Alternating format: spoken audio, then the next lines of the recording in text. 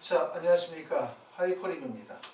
하이퍼리뷰 프리미엄 정시 컨설팅 19번째 시간으로 이번 시간에는 정시 모집 원서 지원 결과 분석이라는 시간으로 말씀을 드리도록 하겠습니다. 자, 지금까지 이제 영상을 시청해 주신 분들께 감사하다는 말씀을 먼저 드리고, 아울러 원서 접수 직전에 많은 분들이 문자를 주시고 연락을 주셨지만 또 모든 분들에게 답변 드리지 못했던 거 죄송스럽게 생각하고요.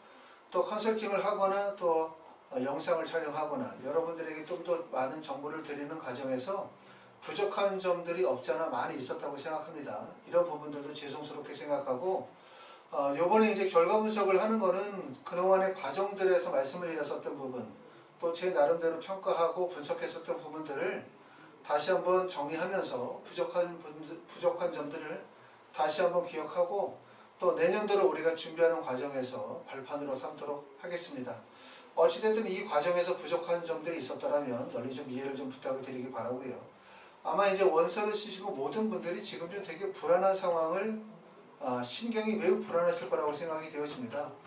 원서를 쓰는 과정도 매우 불안했지만 막상 이제 원서를 쓰고 경쟁률을 보고 나면 과연 내가 원서 지원을 적절하게 한 건지, 이때 이 선택 말고 다른 선택을 했어야 하는 것은 아닌지 등등등 여러 가지 이제 갈등, 후회 또는 이제 불안감들에 많이 휩싸이게 되어지는데, 그 모든 것들이 여러분들만 그런 것이 아니라 모든 분들이 마찬가지고, 저 또한 사실은 정시 컨설팅이 마무리되고 나면 한동안 정시를 다 잊어버리고 싶거든요. 너무 이제 스트레스도 많이 받고 또 후유증도 되게 심하고, 또 원서 지원하신 대로 반드시 좋은 결과가 나와야 되는데 거기에 따른 불안감도 많고 하긴 하지만, 우리가 지나간 시간대로 한 번쯤 되돌아보면서 과정에서의 미흡했었던 점을 확인하는 것은 꼭 필요하지 않나라고 싶어서 이번 시간을 준비하게 되었습니다.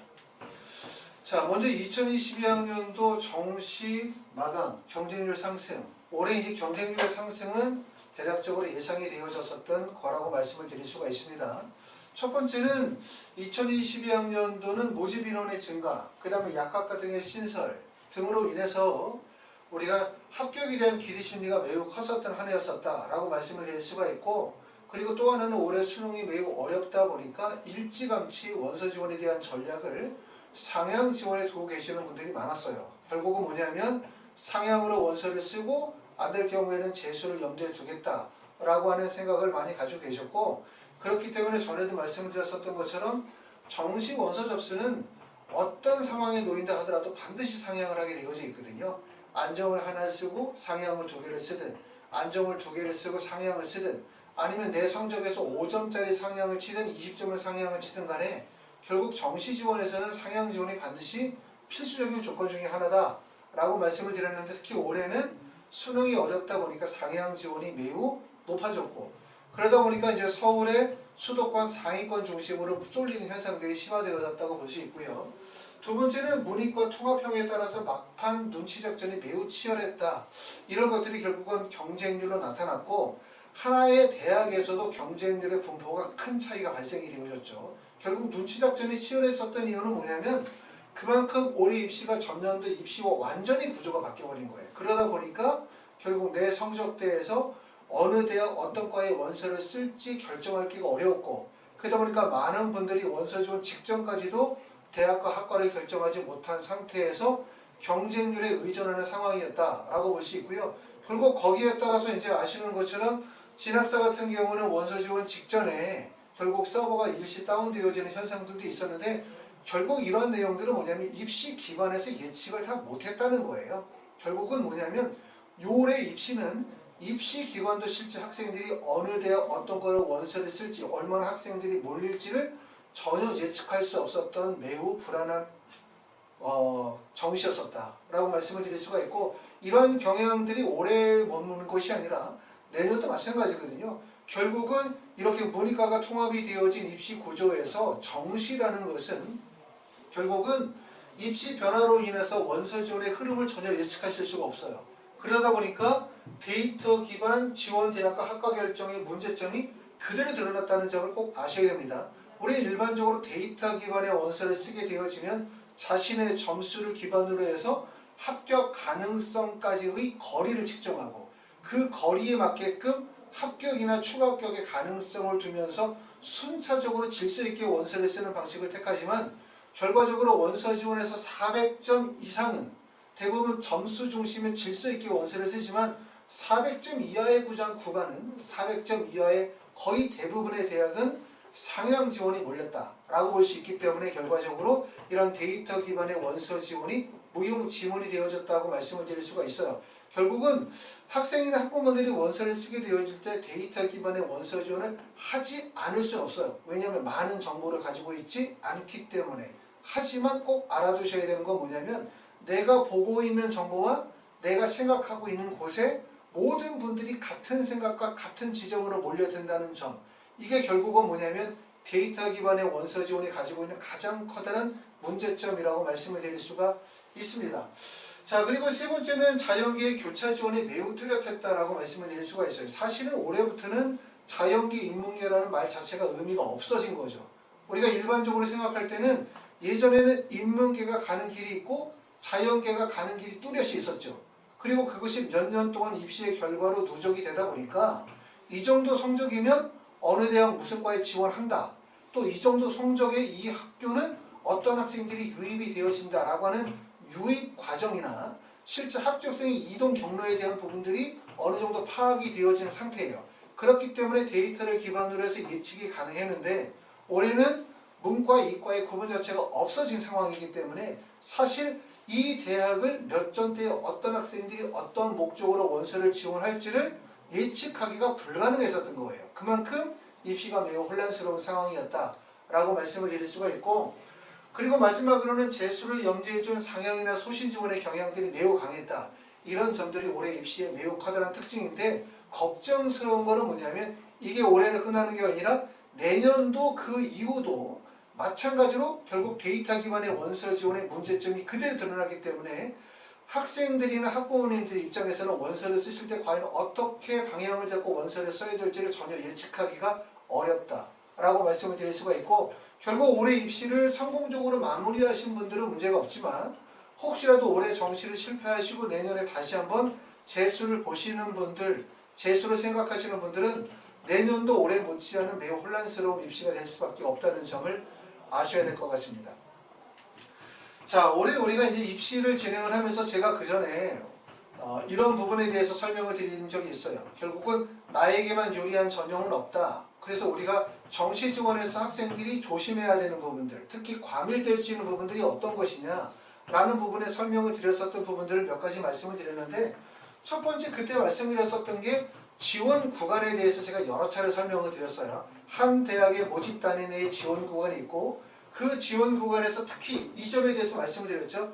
데이터나 통계 기반의 원서 지원은 지원 대학과 구간만을 말할 수 있을 뿐이지 실제 어느 대학 어느 과의 원서를 쓰는 것을 정확하게 말할 수가 없다.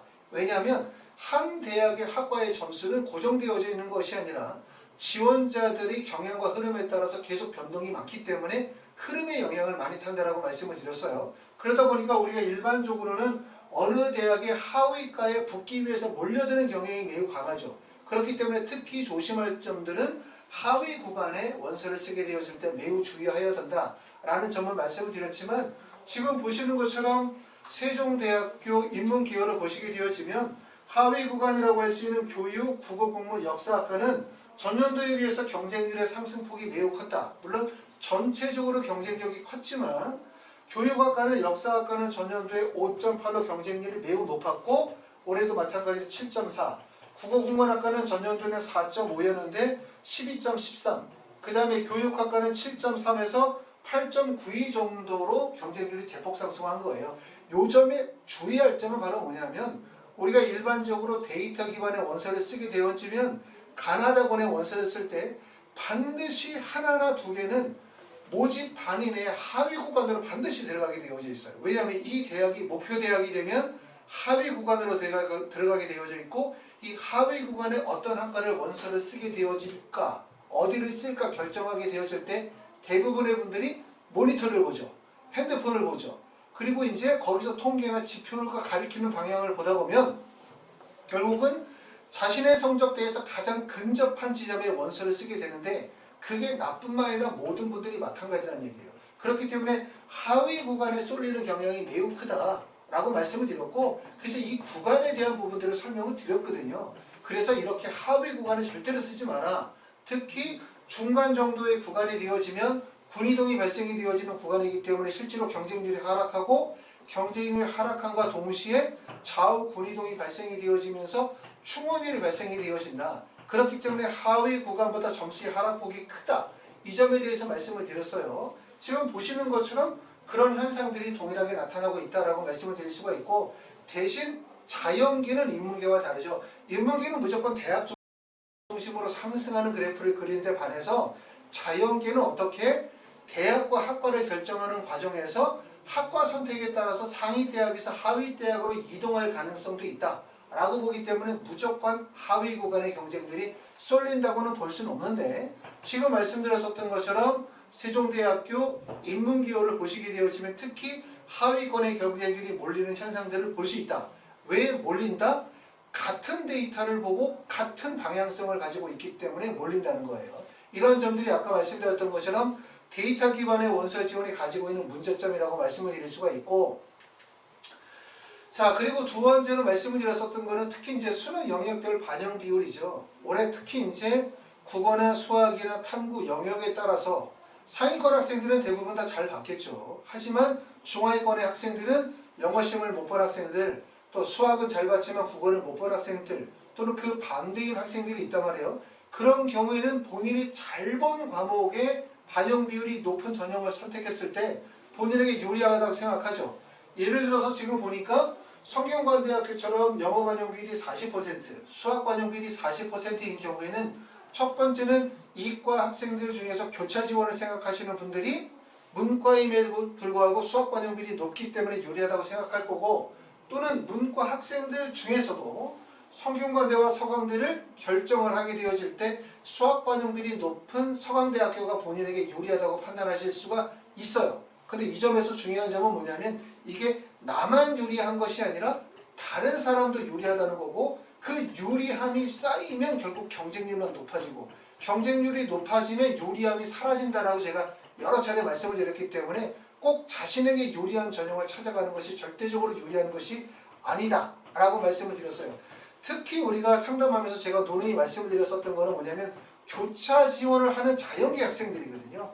일반적으로 학생들이 서강대나 성균관대에서 교차를 가군으로 치게 되어지면 자연계에서 문과를 교차를 치죠. 문과를 교차 치면 진입할 수 있는 벽이 어느 정도냐면 고려대나 연세대에 문과에 지원하거나 아니면 가군의 성균관대나 한양대까지 접근하실 수가 있어요. 그렇기 때문에 일반적으로 학생들이 생각하면 내가 만약에 중앙대나 아니면 서강대학교 자연계를 원서를 쓰며 연세대나 고려대를 지원한다? 그러면 문과로 지원하고, 문과로 지원했었을 때는 실제 자신의 점수와 매우 가깝고, 이과로 지원하면 터무니없을 정도로 점수가 벌어지기 때문에 문과로 지원하는 게 유리하다고 생각하지만 문제는 뭐냐면 그 지점에 많은 학생들의 교차 지원이 몰리는 지점이라는 점이고, 두 번째는 연세대나 고려대의 문과는 작년의 문과가 아닌 거예요. 왜냐하면 연세대나 고려대의 문과가 서울대로 빠져야 되는데 서울대가 결과적으로 올해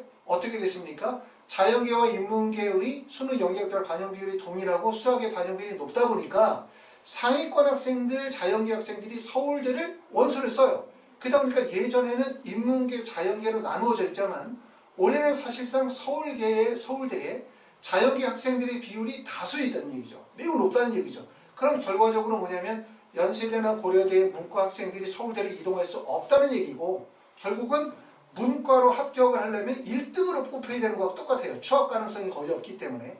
하지만 자연계열은 연세대나 고려대는 아시는 것처럼 연세대나 고려대에서 서울대로 이동할 가능성도 높고, 두 번째는 약대라든가 아니면 수의대라든가 한의대로도 이동 가능성이 높기 때문에 결론적으로 뭐냐면 내가 교차를 쳤을 때 문과로 치면 연세대 고려대까지 갈 수 있어. 실제 점수 간격이 매우 좁으니까 붙을 가능성이 있어 라고 생각하지만 실제 이게 자연계로 갔었을 때 점수 간격이 벌어졌었을 때보다 확률이 떨어진다는 거예요. 그러니까 우리가 하나만 생각하고 둘을 생각하지 못하는 거죠. 첫 번째는 교차를 치는 지점이 나만 치는 지점이 아니라 모든 자연계 학생들이 교차를 치는 지점이었다는 거고, 두 번째는 그 지점이 전년도는 서울대를 이동하면서 이동이 발생이 되는 지점이었지만 올해는 자연계의 학생들이 서울대를 대부분 장악할 가능성이 높기 때문에 사실상 연세대나 고려대 문과는 이동 가능성이 별로 없다는 거예요.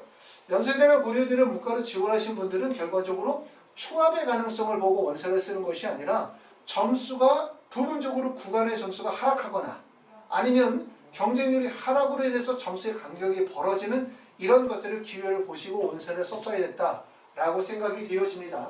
이런 점들 때문에 나타나는 현상이 대표적으로 숭실대 같은 학교가 대표적이죠.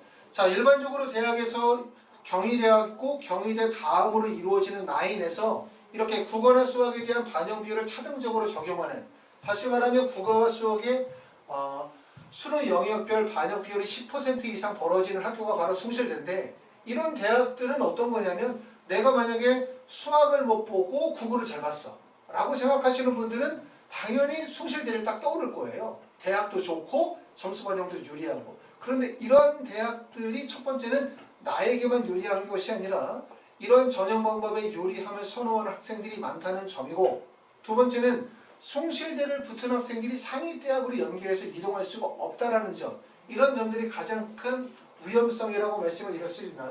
지금 보시는 것처럼 숭실대학교 사학과는 전년도에는 6.1의 경쟁률에서 7.92에 올랐고, 일요일문학과는 4.6에서 7.62, 불후불문은 4.75에서 8.67 정도의 경쟁률이 올랐기 때문에 경쟁률의 상승폭이 상대적으로 되게 높았다라고 말씀을 드릴 수가 있습니다.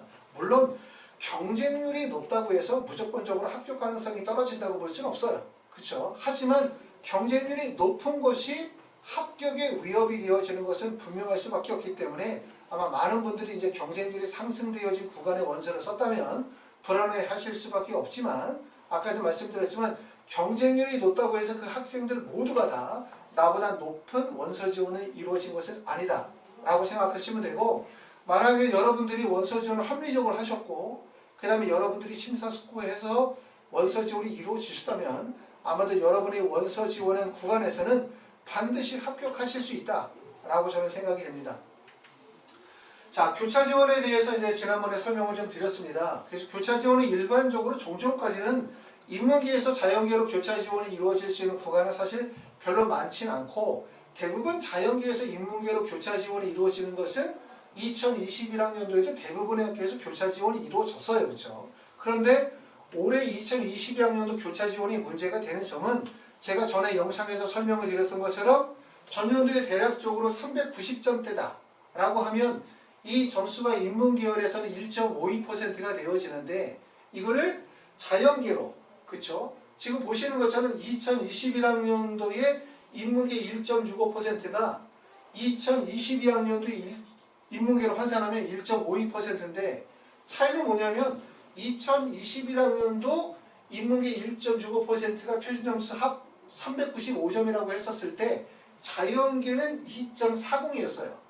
두 개의 차이가 0.75 간격이었는데 2022학년도가 되어지면서 인문계 1.52%가 391점의 표준점수 합이고, 요거를 자연계로 연계시키면 자연계는 5.24%다. 다시 말하면 인문계와 자연계의 폭이 확대된 거죠. 결국 문이과가 통합이 되어짐에 따라서. 그러다 보니까 어떤 현상이 벌어졌냐면, 작년 같은 경우에는 자연계에서 고려대 바이오 시스템 공학과를 원서를 쓸 수 있는 점수가 395점이었고, 그 다음에 문과에서는 한양대학교 국어국문학과를 쓸 수 있는 점수였기 때문에 사실 그렇게 큰 차이가 있다고 볼 수는 없어요.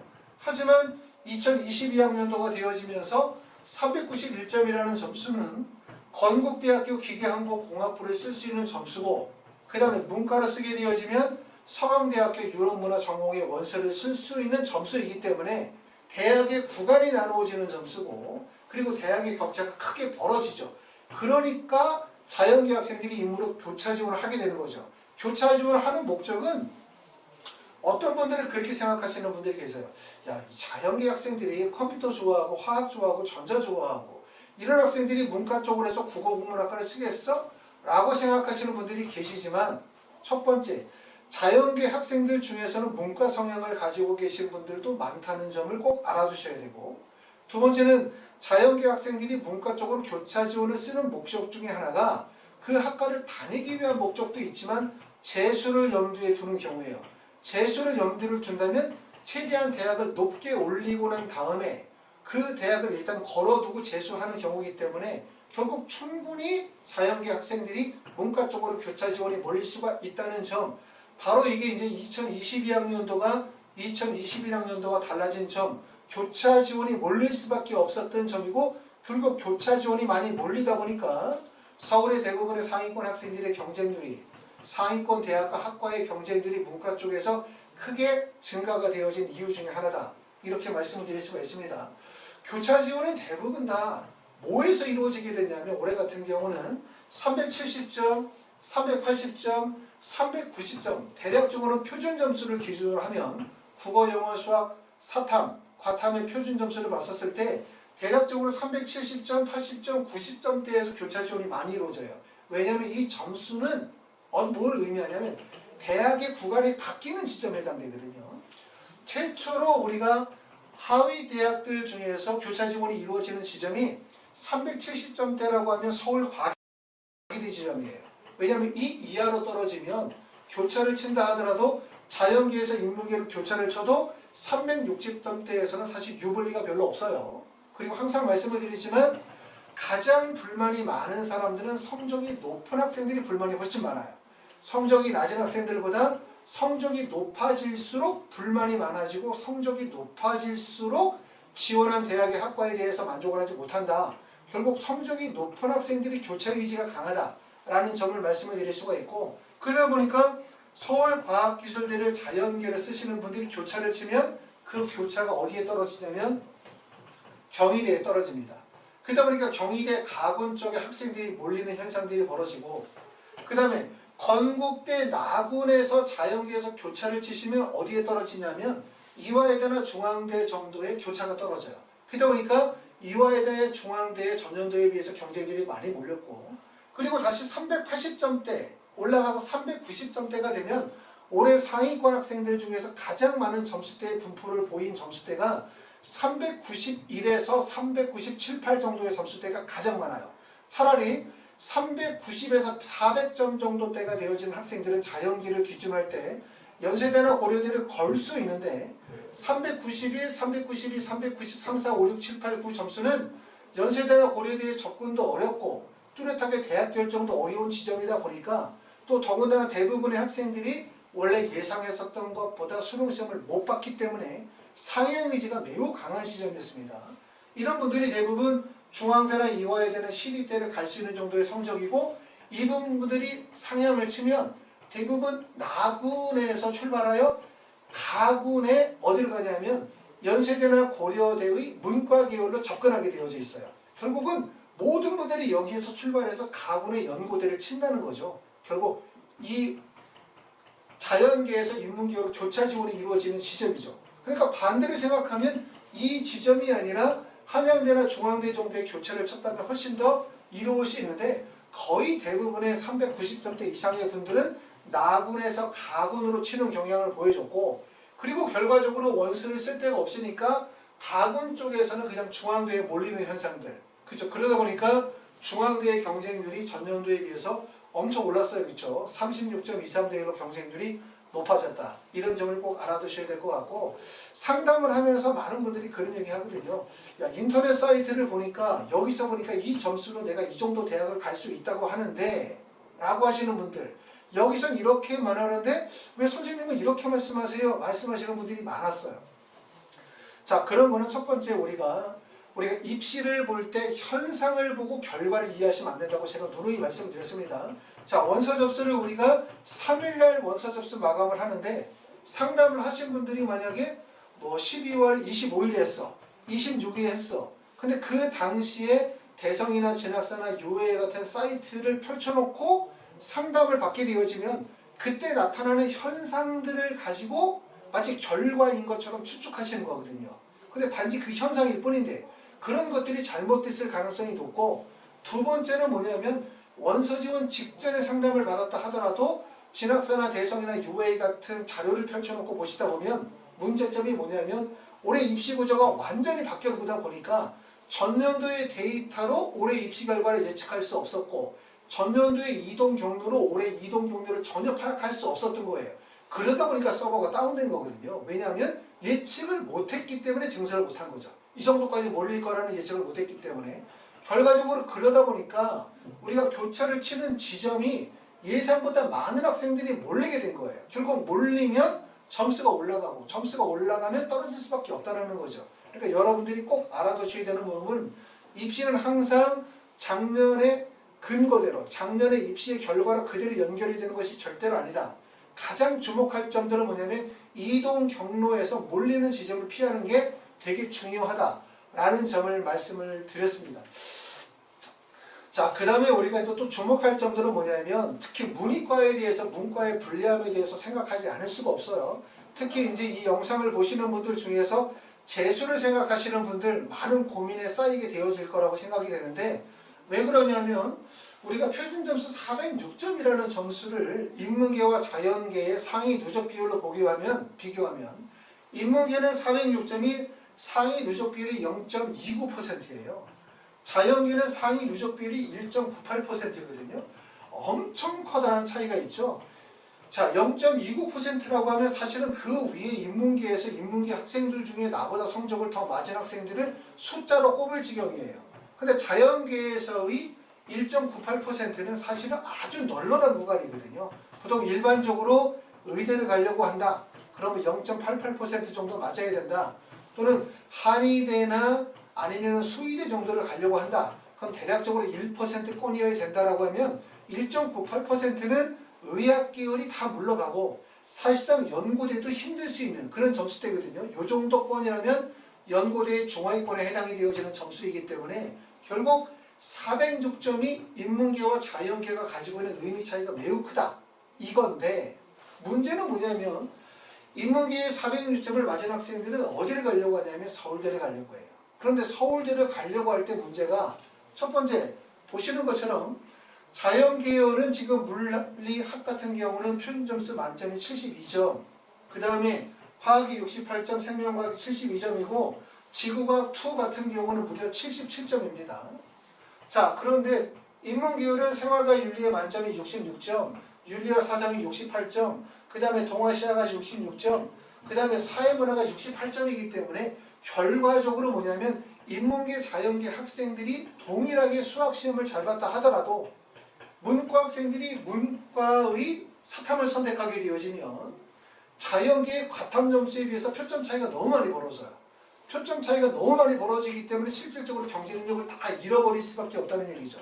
예전에는 우리가 서울대나 연세대, 고려대를 가기 위해서 문과 학생들끼리의 경쟁이었다면 이제는 누구와 경쟁이다? 자연계 학생들과의 경쟁이 될 수밖에 없다. 그러므로 만약에 내가 문과다. 근데 나는 연세대, 고려대를 가야 된다. 라고 한다면 가장 큰 문제는 문과의 최고점. 다시 말하면 0.29%의 406점을 맞는다 하더라도 자연계의 406점 1.98%에 눌린다는 얘기예요. 결과적으로는 문과로 고득점을 맞아도 서울대 연고대에 진입하기가 불가능하다라고 말씀을 드릴 수가 있기 때문에 아마도 재수를 생각하시는 분들은 내가 자연계로 바꿔서 다시 말하면 선택 과목을 사탐에서 과탐을 바꿔야 될지에 대한 고민 또 수학 같은 경우도 확률과 통계가 아니라 미적이나 기하로 바꿔야 될지에 대한 고민을 해야 되는 상황이지만 또 그런 것이 반드시 바꾸는 것이 유리하다고 말할 수는 없을 것 같아요. 왜냐하면 재수라고 하는 것이 한정된 시간 내에서 성취를 이루어야 되다 보니까 그 시간 내에서 만약에 교과 과목을 바꿨었을 때는 자칫 잘못하면 입시가 실패할 가능성도 있기 때문에 우리 이 점에 대해서는 면밀히 생각해 보실 필요가 있다고 생각이 되어집니다. 자, 그래서 조금 전에 말씀드렸었던 것처럼 연세대나 고려대에 우리가 자연계 학생들 중에서 교차 지원을 하시는 분들 또는 문과 학생으로 연세대, 고려대를 쓰신 분들은 이번에 원서 지원에서 꼭 아셨어야 되는 점은 뭐냐면 결국은 연세대나 고려대의 합격을 하기 위해서는 최초 합격 또는 두 번째는 추가 합격이 발생이 돼야 되고 그럼 연세대, 고려대 상위권 학생들이 서울대로 이동해야만 충원이 발생이 되어지고 또 하위 구간에서도 충원이 발생이 되어질 수 있는데 결국 올해 입시에서 인문계는 차단된 거죠. 다 막혀버렸죠. 왜냐하면 서울대의 원서를 쓰는 것이 인문계 학생들이 아니라 자연계열의 학생들, 의대나 치대나 한의대나 약대를 쓰는 학생들 중에서 서울대를 안정지원의 포지션으로 선택하신 분들이 계실 거란 말이에요. 그러면 이 학생들은 윗성적에서 아래로 내려왔기 때문에 상위 구간 의학계열에서 실패했을 때는 서울대에 눌러앉죠. 그러면 결과적으로 서울대가 막히고, 그러면 연세대 고려대가 서울대를 빠져나갈 수가 없고, 연세대 고려대 이동률이 떨어지면 그 밑에 있는 서강대나 중앙대나 한양대도 마찬가지로 막혀버릴 수밖에 없기 때문에 올해 인문계열은 정말 입시에서 여러 가지로 어려운 점이 상당히 많았다라고 평가를 할 수가 있습니다. 자, 원서 접수는 이렇게 이제 다 끝났습니다. 다 끝나고 지금도 컴퓨터를 쳐다보시고, 지금도 경쟁률을 보시고, 지금도 격정하시고, 그때 과연 원서 지원이 적절한 건지, 또 보시면서 과연 어느 정도의 몇 점대 학생들이 들어왔었을지 걱정이 많으시고 매일 그런 시간들을 보내고 계시겠지만, 냉정히 말씀을 드리면 원서 접수를 하고 나면 그 이후에는 아무것도 필요 없어요. 그렇죠? 어떻게든 방법이 없고, 원서 접수하고 나면 이제는 긍정적인 생각을 가지고 기다리는 것밖에 답이 없고, 또 발표가 났었을 때 예비번호를 받았다 라고 하더라도 내 예비번호가 몇 번이면 과연 몇 번까지 돌지, 합격할지에 대한 부분들도 예측하는 것도 의미가 없습니다. 작년과 완전히 달라진 구조이기 때문에 결과적으로 원서를 쓰시고 합격자 발표가 나면 긍정적인 생각을 가지시면서 잘 되기를 바라는 것 외에는 결론이 없습니다.